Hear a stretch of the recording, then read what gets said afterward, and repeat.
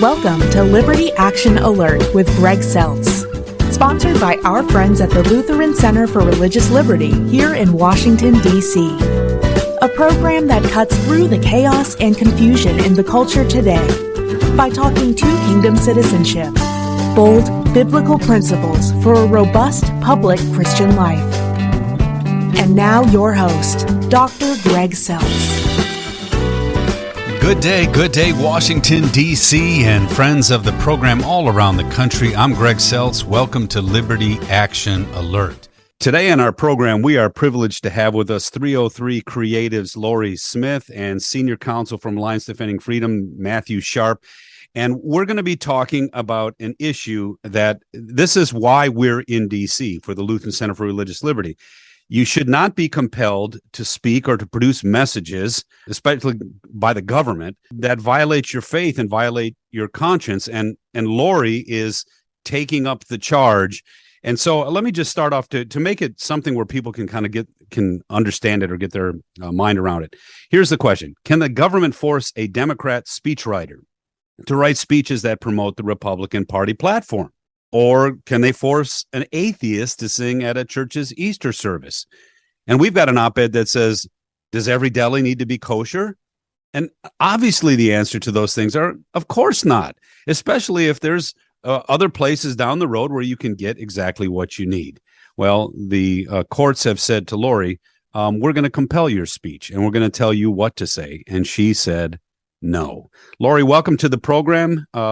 Tell us a bit about how you have gotten to this place. Tell us a bit about yourself, your business, and how you've gotten to this place. Well, thank you for having me today. I am a Colorado native, born and raised, and I've always been creative. My parents were incredibly creative. My mom owned her own boutique growing up, where I spent a lot of my time helping her and watching firsthand what it looked like to own a business. Okay. So I stayed here for college, and ultimately, after working many years in the corporate, private, and public sector, I decided that I wanted to exercise my creativity and think outside the box. So I started 303 Creative about 10 years ago.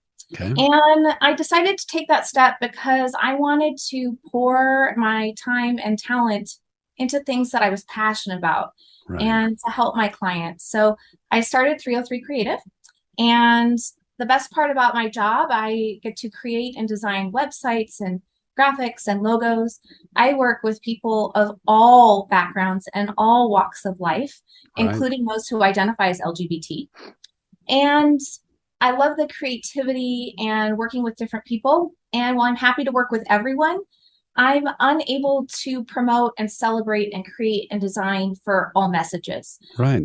And what's landed us in this interview today is that over the last 6 years, I've been challenging a Colorado law that forces me to set aside my deeply held beliefs. Right. And the law is forcing me to communicate messages that violate my beliefs. And if I don't, they're threatening all sorts of punishment. Yeah. And on top of that, you're in the same vicinity as Jack Phillips, and he's still fighting for his freedom to act. They've tried to bankrupt him several times. And I keep saying to people, for basically holding that marriage is between a man and a woman and the biblical notion of sexuality within the bond of marriage, which is the Bible's view. And it's been the Bible's view for thousands of years. And if you don't agree with that, okay, fine. We're not compelling you to believe otherwise. But to say that you must agree to the libertinism of today, we're going to put you out of business. And Matt, that's, I think, where I just struggle with our own church saying, our church should be rising up and saying, you don't have the right to tell us to not be faithful to the scripture. So first of all, Matt, thanks for being here, but tell us legally where things are. Yeah, so Lorie's case is now at the U.S. Supreme Court. We expect it to be argued sometime after Thanksgiving, with a decision sometime in probably next early summer, something like that. But the big principle here is about free speech. Free speech is for everyone. And just like what you were saying, we are defending Lorie's right to engage in free speech, but this same right applies to every other artist, every other person, even those that disagree with Lorie, because we should all be concerned about the government having the power to force Lorie or any other artist to speak a message that they disagree with. Well, and no one's compelled to use her service. She's got to actually draw her clients in. She's got to produce in ways that they think are valuable. And that's the tough part about being a small business. And by the way, that's the American dream, the middle class, the owning your own business. And for the government to come in and say, I guess, are they saying that this is where I think it's at? Are they saying that if you believe in traditional marriage, which we can argue is foundation to any healthy culture, is that hate speech now? Is that where we're at with this? Because I don't know otherwise why they can come at you. I read that they compared some of your speech, or they compared Jack Phillips, some of his defense to stuff that defended slavery or the Holocaust or whatever. I mean, is it that ridiculous now? And Matt, I'll leave that to you because that's more of a legal argument. Yeah, well, it's tragic. This is about disagreements about very important matters of faith, matters of what marriage is and things like that. And all Lorie is seeking to is that as she creates custom graphic designs, as she works with clientele from all walks of life, as she says, to be able to focus on messages that align with her beliefs. And yet Colorado is, like it did against Jack Phillips, abusing its state law to try and force Lorie to create messages that she disagrees with, and essentially saying if she refuses to do so, that she's a violator. And Alliance Defending Freedom represents clients across the country, artists like Lorie, that some of them are facing fines and even jail time for the exact same thing. And so it shows you the hostility the government has towards speech it doesn't like, that it is going to punish and censor simply because it disagrees with these messages. And Lorie, back to you before the program started. I said, I've got even people in our church, and our church is a conservative church. And I had a person taking me to task online and basically saying, no one's speech is being compelled. They can speak whatever they want, and no one's suffering from this. And I'm thinking, oh my goodness, even the Coach Kennedy case where he just won, he still doesn't have a job, and you start to think, what are these people not seeing? So Lorie, to the church, talk to the people. Obviously, you're fighting for this, but you're fighting for this because you want to share the loving message of God on God's terms, too. That's what this is about, right? Of course it is. When I decided I wanted to create for weddings, I wanted to create in a way that's consistent with what Scripture tells us and right. The beauty of marriage between a man and a woman and in God's through God's lens. And so to do that in a way that glorifies Him, I want to do that. And for those who say my speech is not being compelled, well, there's a couple things I'd like to say. Please. For the last 6 years of my life, I've not been able to step into something that I've dreamed of doing since I worked in my mom's boutique, watching her customers come in. She was in the wedding industry, watching brides come in. I haven't been able to step into my dream for over 6 years now.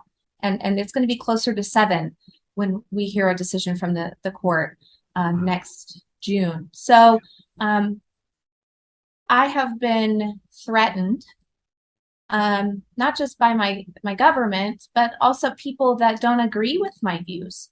It has come at a risk. And what I hope that people hear through the next couple weeks, especially as we head to the Supreme Court, is that we don't have to have and hold the same views on marriage to understand that free speech is worthy of protecting.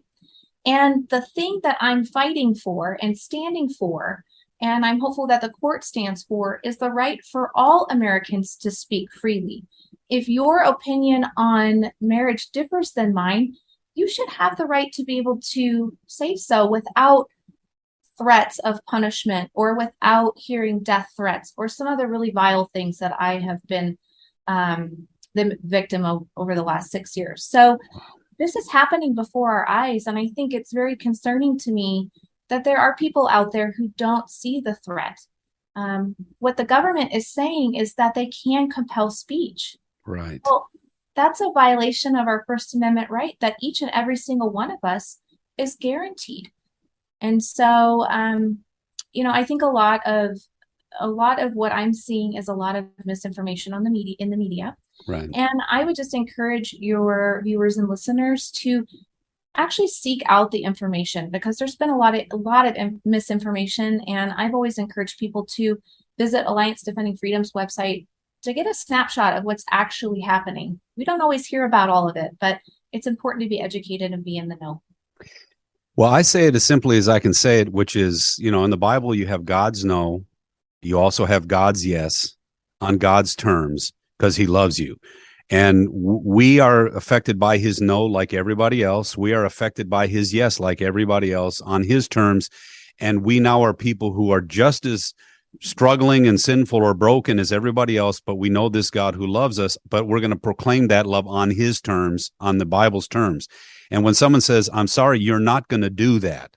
Now, if it's a conversation over the fence, that's a whole different discussion. We try to dialogue. Right. But if it's the government coercing someone to say, you will not say that, I'm sorry, that's where we're compelled to speak. And I think, Matt, that's what I've been trying to say to even our own people. This is a religious liberty issue for us. Even the whole notion of marriage, all we're saying is it's a religious liberty issue. We're not even asking the government to side with us on marriage. We're just saying keep your nefarious hands out of limiting our freedom. So again, legally, there was a dissenting opinion. Was it Timothy Timkovich, I think was his name? Right. And he said it seems like we've moved from live and let live to now you can't say that. That's a big move, isn't it?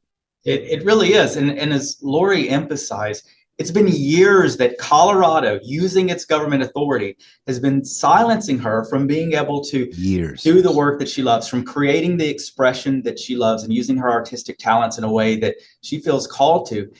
A government that has the power to do that, as you brought up in the examples earlier, it can tell a Democrat, you must create an ad for a Republican candidate.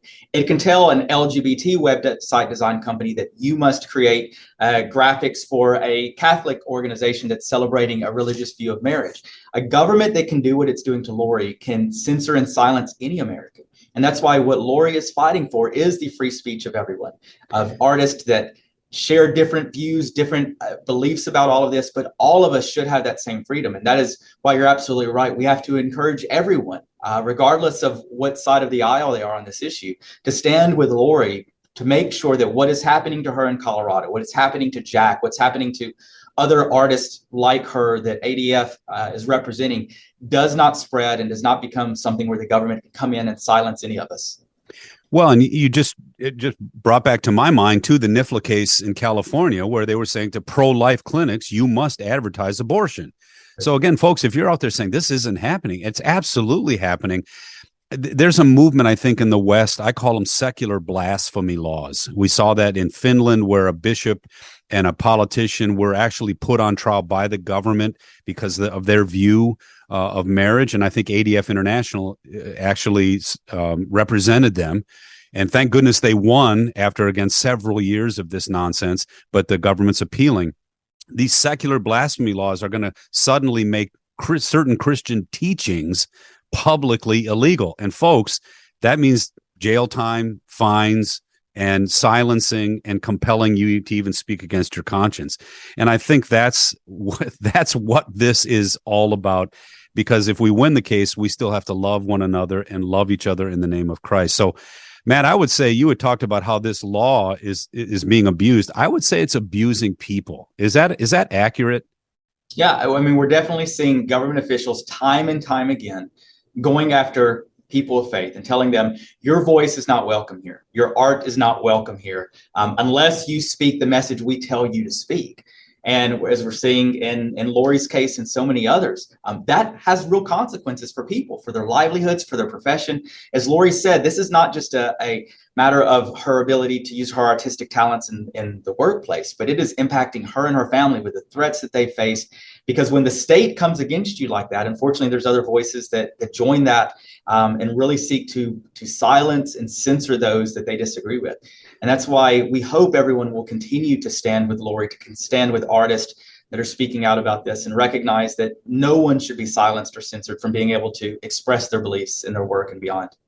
Well, as one who's been in urban ministry all my life before coming on radio and things like that, that's what I found out. This is about fear and stepping through that fear to share your faith. And I loved what Kelly Shackelford from First Liberty Institute said to us on a program earlier. He said this is the greatest time for religious liberty in his lifetime, but the church now with those protections needs to step through the door and be the church in the public square for the sake of the gospel, but for the sake of people who don't know who Jesus Christ is. And I think, Lorie, that's why I'm just proud to have you on this program today. You're stepping through the door, and I know what it's like to step through. Well, not like you, but I know what it's like for people to step through that door. I know that people are still trying to convince you the door's closed. They're trying to convince you that you don't belong. And here you are saying, I've got this ability that God gave me, and there's this message that he's given me. I just got to step through that door, and I sure would love to give it to you. So, Lorie, in closing, tell us what you'd want us to hear in terms of supporting you, why you're doing these things, and how we can actually keep on top of this prayerfully. You know, the Lord, I've not always been a believer in Jesus Christ, and I won't elaborate on my faith story, but through the process of trying to disprove God, I came to have a relationship with Jesus Christ. And wow. I am truly a new creation, and I want to celebrate and create in a way that glorifies and honors him. And what I'm asking the court to defend is the right to do that. And so I would encourage your listeners today to get informed about what's going on. And I'm always open to those who are willing to pray for me and pray for those who, there are a lot of people at Alliance Defending Freedom who are preparing to go before the Supreme Court to defend myself and the right to all of us to speak freely. So I just encourage you all to visit alliancedefendingfreedom.org to learn how you might be able to pray or to support my case or the others out there. And I also just want to say thank you to those who are covering myself and my family in prayer. It means a lot. It certainly has been a roller coaster. All right. And I know that God's in control and ultimately the glory is his. But I really appreciate the prayers of support. Well, you'll get those. And, you just said something. I would love to have you come back on the program later on, maybe after the case or right before, if you'd like to, and share your faith journey. Because one of the things we say on this program, whether we're dealing with identity politics or CRT or any of those things, the Christian message finally is that your identity is in Christ. Mm-hmm. And that it's those things those other things that the world says, no, that's who you are. That's who you are. Those things, they don't necessarily fade away, but they find their proper place. Yes. And that identity in Christ then can start to bond us across all kinds of divides. And you actually discovered that by trying to actually say that that identity doesn't exist. And you found out that there's a Lord who loves you even more than you can imagine. Wow, that's amazing to me. So thank you for sharing a little hint of that. And folks, keep watching, because we'll get Lorie back on someday just to talk through that. Matt, close us down in terms of legally, what are you up against? I know the 10th Circuit kind of threw a wrench into this. I can't imagine how they could say that they have the right to do this. What are you up against, and what do you hope to be able to say to the court? Well, as you mentioned, the 10th Circuit essentially said Colorado can force Lorie to create expression that she disagrees with. Doesn't matter that there's over 250,000 graphic artists across the country. It believed Colorado can force Lorie to speak a message. But the case law on this is clear. The Constitution is clear that the government cannot coerce individuals, artists like Lorie, to speak messages they disagree with. And so we are hopeful that the Supreme Court will affirm that the Constitution protects every American's right to free speech and protects them against government coercion. Well, and give your website one more time so people can know where to go to find out more about this.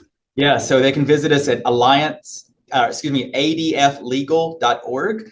They can learn more about Lorie's case, other cases like hers all across the country, to learn how to pray for her and how to support our efforts so that we're able to continue to represent Lorie free of charge and many others across the country. God's blessings to both of you. And I would just say this, folks, again, when you're thinking about this, we're trying to take the politics out of these issues. So again, we keep hearing, oh, you're political this side, you're political that side. Honestly, what we're saying is I'd rather you talk about this over the fence in your backyard with no government coercion racing in to tell one side or the other what they can and cannot say, and then let the chips fall where they may. Let us love folks who differ from us in the way that Christ would want, and let's see what happens.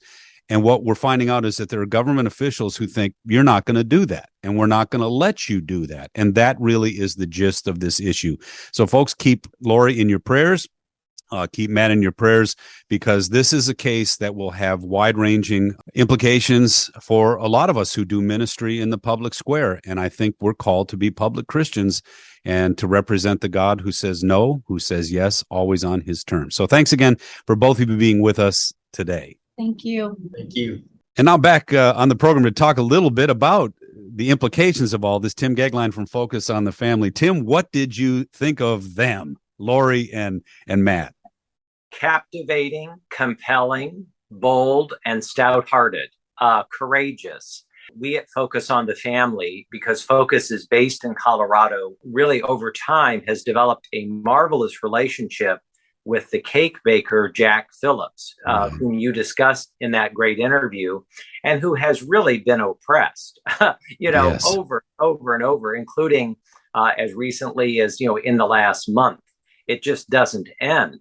And of course, here we have another woman of faith who is having like a ton of bricks, the government come down on her simply because she is a woman of faith and is practicing her conscience. So right. I think it's just so important, programs, dialogues, conversations like this, to get the word out. These are real people with real businesses, with real families who have really experienced the powerful boot of government in a way that is really organically, Greg, I think, in opposition to the most elemental sense of our First Amendment rights. And I think for our people to really understand this, because I agree with you, it's a First Amendment case. This is First Amendment, but it also goes to the point where subtly our culture is redefining God's 10 commandments as hate speech. And that's the only way that they can make this argument, because when I hear the argument for supporting marriage between a man and a woman and being able to just say that's my conscience, being compared to Mein Kampf or being compared to Jim Crow laws or whatever, it's utterly ridiculous to me, because it's on the opposite side of all of those arguments. And so subtly our culture is this libertine culture is saying that any moral no is hate speech if it offends me. Well, God's no and God's yes on God's terms is the whole counsel of God, which finally comes to the cross and the resurrection of Jesus for our salvation. All of that is swept away if all this stuff gets defined as hate speech or secular blasphemy laws. And I don't think our church really understands that that's underneath all this. What do you think? I find that argument very important and very compelling at many levels, one of which, it strikes me, is a man who was not Lutheran and who was not evangelical, but had a lot to say about every single topic that you have discussed with Lorie Smith. It happens to be James Madison, who was the primary author of the United States Constitution. He was living in an officially Anglican Commonwealth of Virginia. And the Baptists, there weren't many of them then. There are now in Southern Virginia. But in those days, Virginia was an Anglican Commonwealth. It was an Anglican state. State church. And that's correct. And it was the Baptists who lived very close to James Madison, who came and spoke very directly with him. And in part as a result of those conversations, Madison wrote, Greg, what I consider to be one of the most powerful sentences ever written by any U.S. president. He said, conscience is the most sacred of all property. What a powerful observation. Right. And what Madison meant is the following. What he meant is that if you can break an individual's conscience, that if you can violate his conscience through the sheer power of government, then frankly, you really don't have a constitutional republic. That's what this case is about. Tim, thanks for being on the program today. God bless you. Thanks for tuning in today. To get to know our LCRL-DC work better, check out our website at lcrlfreedom.org.